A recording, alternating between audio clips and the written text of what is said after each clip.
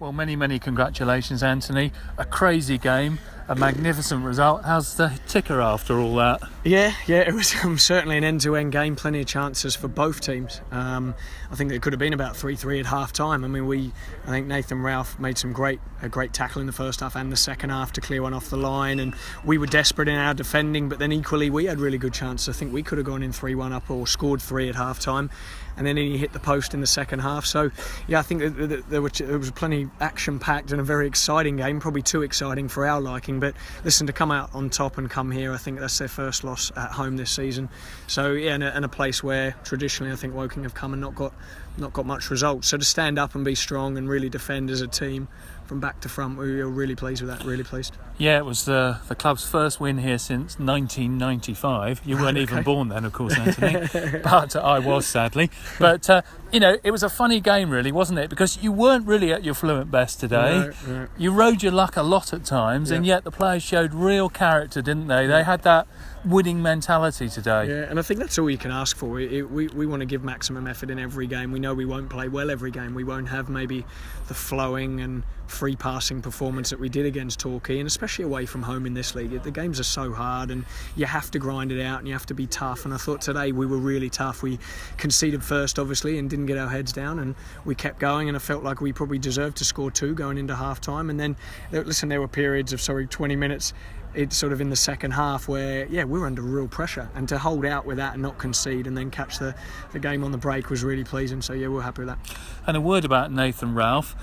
We've spoken many times about what a good player he is, what a good footballer he did. I mean, how on earth he got that one off on line in the first half, I've no idea. And then in the second half, he made a magnificent last-ditch tackle to save them, getting an equaliser. Yeah, I mean, he's really improved this season. I think having seen him last season, he was probably quite inconsistent, and to be able to be consistently, I think he's been very good and one of our most consistent performers. I think he's really probably benefited from the more full-time training model, but it's been his attitude himself to want to develop and improve that's really impressed me, and I think he can go and play further, definitely.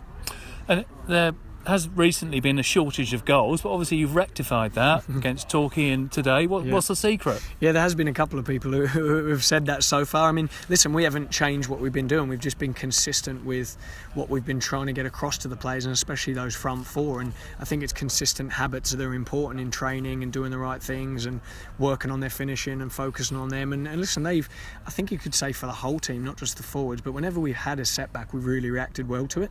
We lost 2 in a row earlier in the season, 2 away games, and we come back and beat Eastleigh. We lost 2 obviously recently, and 1 at home, 1 away, and then come back. And I think those forward players, when they've been challenged with that, they've really rose to the occasion. It was great to see Joe with a good finish. I think Jason probably got a little bit lucky with the first one, but he set a great pass up for Joe for the goal, and then Innie to get his goal that he probably deserved last week against Torquay. Really was very pleasing for him personally.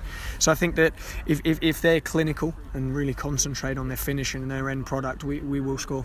Yeah, and you mentioned Innie, it looked like it wasn't going to be his day today when he hit the post in the second half, but he did keep his head, didn't he, for that third one. It looked like it might have been an easy finish, but it wasn't. He had a lot of time to think about it. He did. Well, credit to him as well, because he was carrying a little bit of an injury into the game, so he was tough and really pushed through, and he did the full 90 minutes, and really pleased from there, his effort and work rate, something that sometimes gets a little bit missed. It's not easy up there. There were times when he was very lonely up there up front by himself, and he really put a shift in today, and to push through and get that goal, I think he deserved it.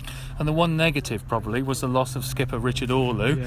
Any idea what he's done? Not sure just yet. No, we'll assess him. I think it's probably a bit too early to judge that, but we'll see. And we hope he's back fit as soon as we can.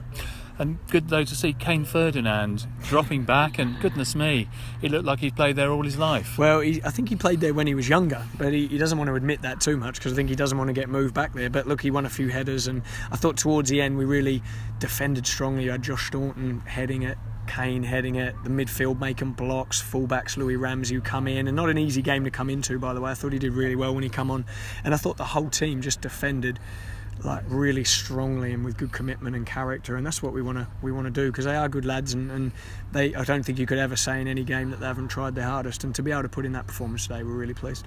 And next up it's Maidstone away, of course, on their 4G pitch. Is because the surface is different, does that mean you prepare differently? Is the game plan different? Possibly. I mean, I think that might suit us because we like to pass the ball and play. So I think sometimes those 3 or 4G surfaces, they skip off the grass a bit more and they're quite quick. So hopefully that might suit us, I think, with the players that we've got and their passing performances. So we want to make sure that we'll prepare right for that one. It's good to have sort of a week until that game, something that we haven't had for a while. So it'd be good to get the bodies rested and plan and prepare. And listen, we want to try and push on and try and get another win. And you're now up to 8th in the table, I believe, so you must be very pleased with the start so far. Yeah, I mean, it's hard to look at the table at the moment. I mean, coming into this game, we're only 2 points off the playoff, but we were sort of down near in the bottom half. So I think that this league, it'll take a long time for the table to settle down. It just shows what you can do if you win 2 or 3 games and put some results together, or equally, if you don't put some results together, how quickly you can drop. So for us to get our first back-to-back wins, we're very pleased, and we want to go and push on and try and do one more better at Maidstone. Lovely. Thank you very much for your time, and congratulations again on today's win. Cheers.